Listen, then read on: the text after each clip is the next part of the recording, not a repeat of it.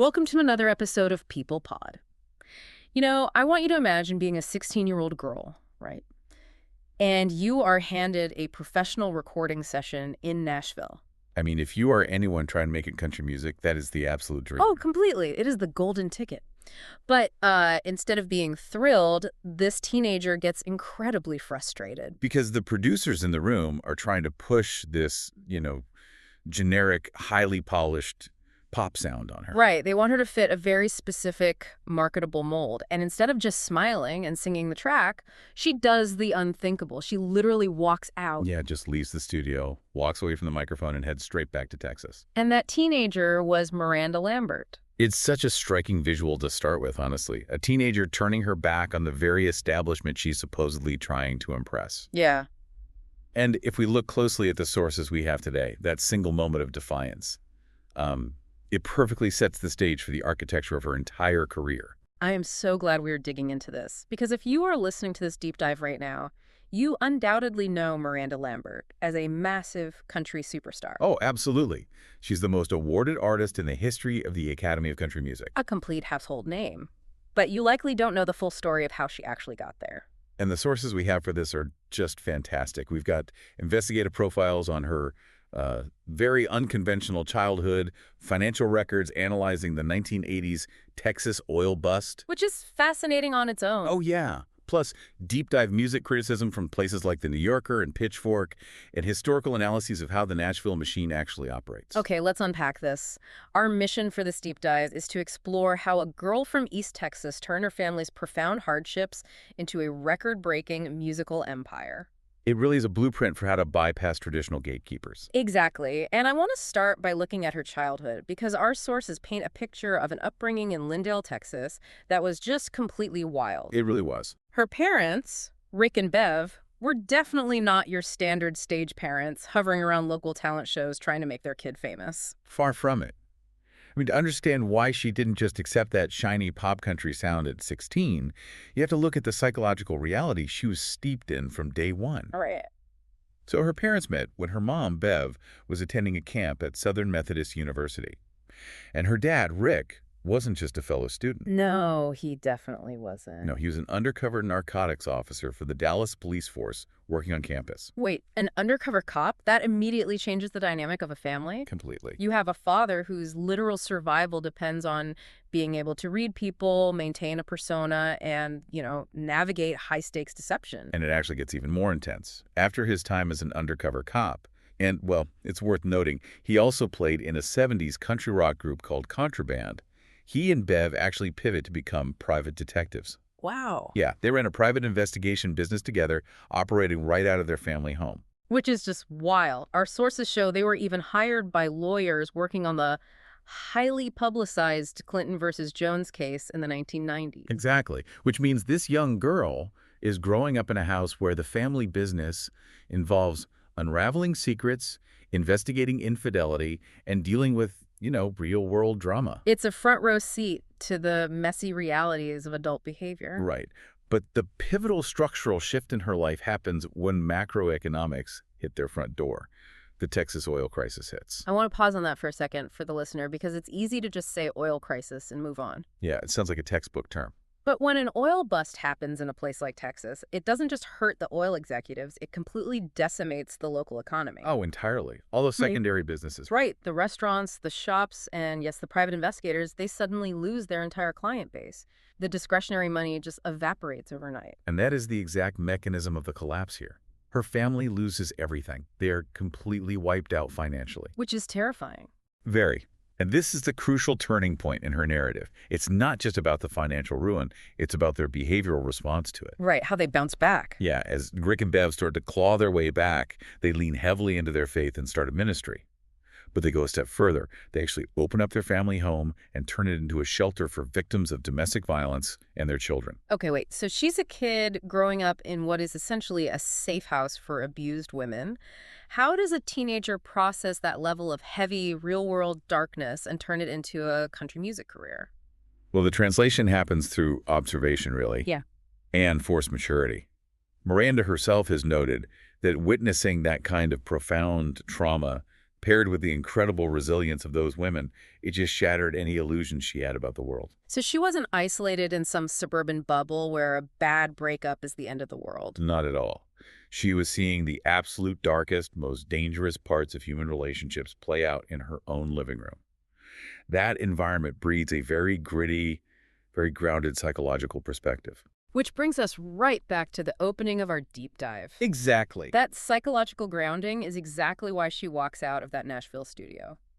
When a producer hands a 16-year-old girl a glossy pop track about some idealized teenage romance, she rejects it because it completely contradicts the reality she's witnessed firsthand. She knows what survival actually looks like, and it doesn't sound like a generic pop country jingle. That causality is everything. She recognizes the friction between the Nashville product and her East Texas reality. So she retreats. Right back home. Yep. She goes back home and decides the only way to sing her truth is to write it herself. She asks her dad to teach her how to play the guitar. The former country rock band dad. Exactly. And she starts grinding it out in the Texas music scene, opening for acts like Cooter Graw and Jack Ingram, and really learning how to command a room of tough critics. And that deliberate skill building leads us to 2003, right? When she decides to audition for a television talent competition on the USA Network called Nashville Star. Which is where the mechanics of the music industry get really fascinating. Because this is the early 2000s. Reality TV singing competitions are completely taking over the culture. Oh, it was a massive phenomenon. She goes on the show, gets a huge platform, millions of people watching her sing every week, and she doesn't win. She finishes in third place behind Buddy Jewell and John Arthur Martinez. She did. Wait, she lost. Usually coming in third on a reality show is a one-way ticket to obscurity. It's like getting the bronze medal in a race no one remembers. How did this actually launch her? Well, if we look at the structural reality of those television contracts, losing was actually a strategic blessing. Really? Yeah, it was the best thing she could have asked for. Yeah. When you win one of those shows, you are immediately locked into what is often a highly restrictive, pre-packaged contract. Oh, because the label wants to capitalize on your TV fame instantly. Right, that exact second. Right. Which means pairing you with their in-house pop writers to rush out a highly commercial manufactured album. So winning is essentially putting on a pair of golden handcuffs. You get the confetti and the title, but the label basically owns your creative output. Yes, that is a perfect analogy. She avoided the trap of the winner's contract, but what she did manage to do was catch the attention of one specific judge. Tracy Gershon. Exactly. Sony executive Tracy Gershon. She saw past the reality TV format. She saw a raw, authentic singer-songwriter, not just a karaoke contest winner. Which is huge. It is. Gershon convinced the label to sign her.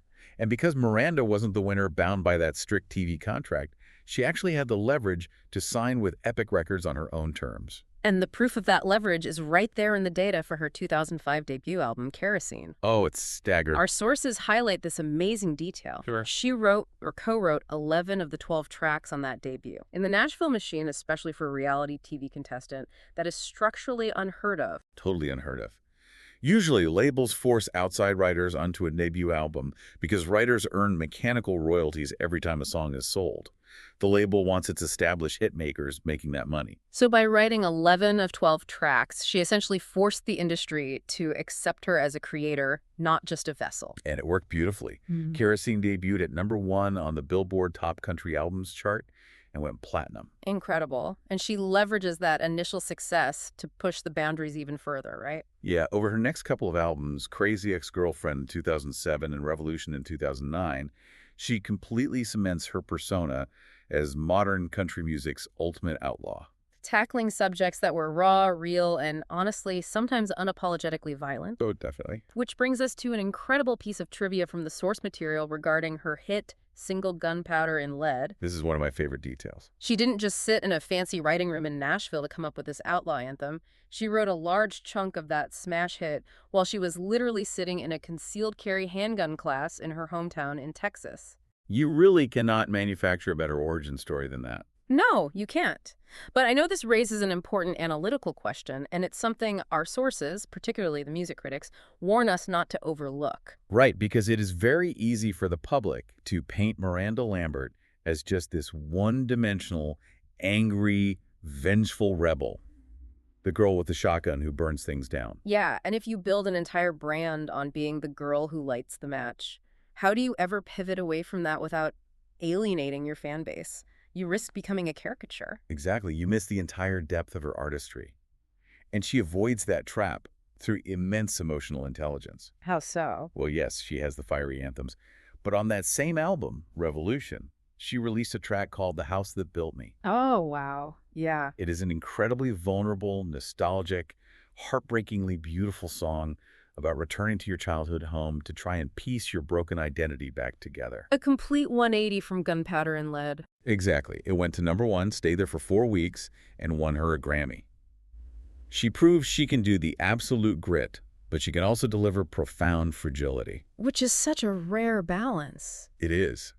Fady Judah, writing in The New Yorker, noted that the album proved she possesses a talent and charisma on a par with Dolly Parton, Oh, that's high praise. another blonde beauty whom the industry initially completely underestimated and tried to box into a stereotype. Here's where it gets really interesting for me. She's basically holding a mirror up to both the darkest, most vengeful parts of rural American life and the most fragile, vulnerable parts at the exact same time. That's a great way to put it. I mean, think about people you know in your own life. You can be the person who takes a concealed carry class because you understand the physical dangers of the world, and you can also be the person weeping in the driveway of your childhood home. Right. They aren't mutually exclusive. She proved to Nashville that those two things don't contradict each other. They're just two sides of a complex human being.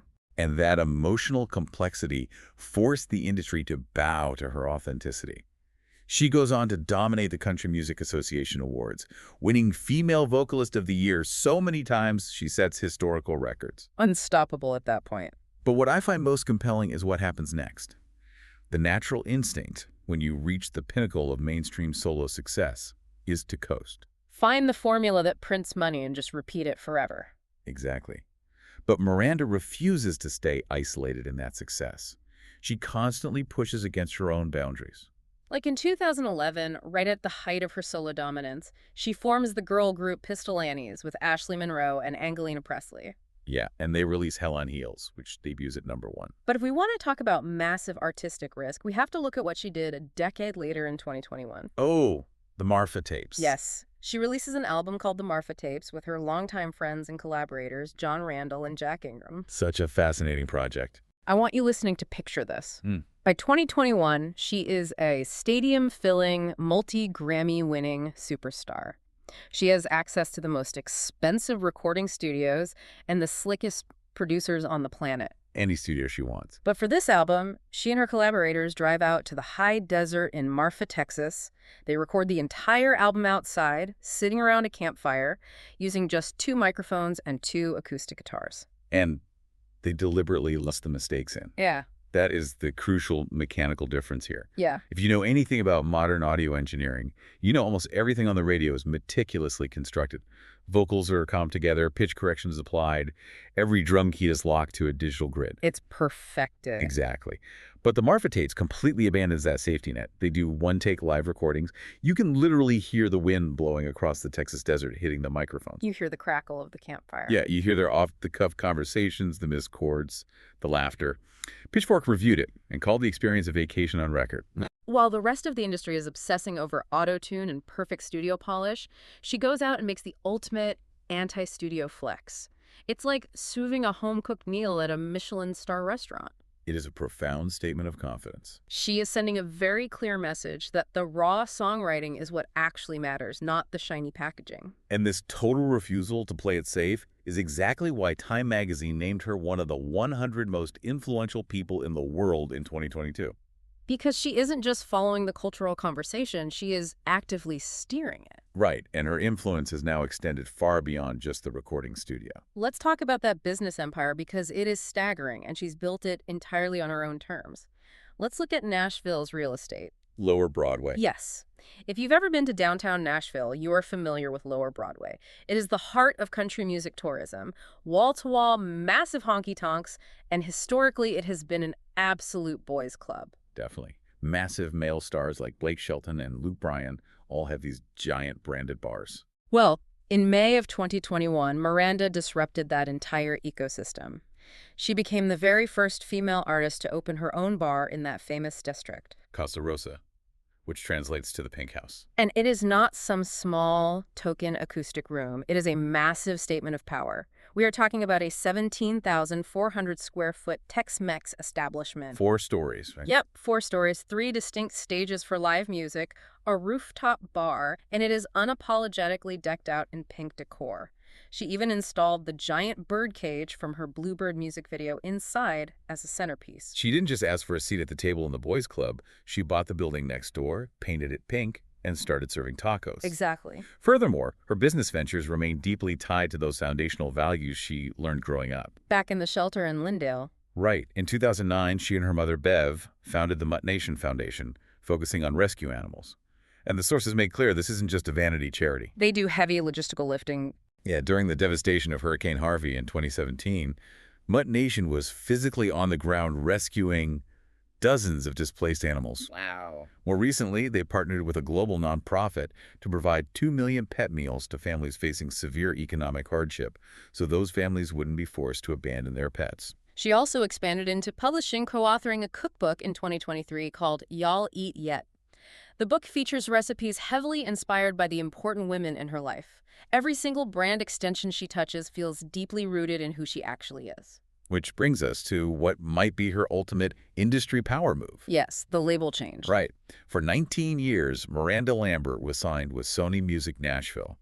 They were the label she signed with way back when Tracy Gershon spotted her on Nashville Star. They built a massive legacy together. But in 2023, she shocked the industry by announcing she was leaving Sony. And in 2024, she signed a massive joint deal with Republic Records and Big Loud. I want to make sure I'm mapping this correctly for the listener because artists change record labels all the time. On the surface, that just sounds like a standard corporate reshuffle. Why is a joint deal such a massive shift in power? It comes down to the mechanics of ownership and control. In a standard record deal, the label generally owns the master recordings, dictates the marketing, and takes the lion's share of the profits. The artist is essentially just a highly paid employee. Exactly. But a joint venture deal fundamentally flips that dynamic. Signing a joint deal means she acts as an equal corporate partner. She likely retains ownership of her new master recordings. She has creative veto power, and she splits the profits much more equitably. She is no longer an artist hoping a label executive will support her vision. She is the executive. And the very first album released under this new contract in late 2024 is tellingly titled Postcards from Texas. She finally has the total freedom to lean entirely into her roots, backed by a corporate infrastructure that she controls. Think about that trajectory. She goes from walking out of a Nashville studio as a teenager to literally owning a massive piece of Nashville's most famous street and commanding her own label imprint. It is the ultimate vindication of self-belief. Mm-hmm. The teenager who walked away from what everyone else called a perfect opportunity didn't just eventually find a comfortable place in country music. Yeah. She rebuilt the entire genre in her own image. Yeah. She proved, from the self-penned tracks on Kerosene to the campfire mistakes left on the Marfa tapes, that unapologetic authenticity is infinitely more bankable than polished conformity. The industry tried to change Miranda Lambert, but in the end, Miranda Lambert changed the industry. Exactly. It is an incredible story of knowing your own worth long before anyone else is willing to validate it. And it leaves us with something really powerful to think about.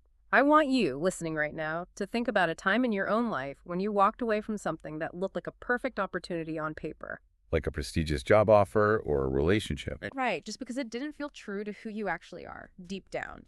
It is terrifying in the moment to walk away from security. But what if saying no to the wrong thing is the only way to build the leverage you need for your true yes? Because for the girl from East Texas, walking away from the microphone was the very first step to taking over the world. Thanks for listening to PL Pod. Keep tuning in for more stories worth knowing.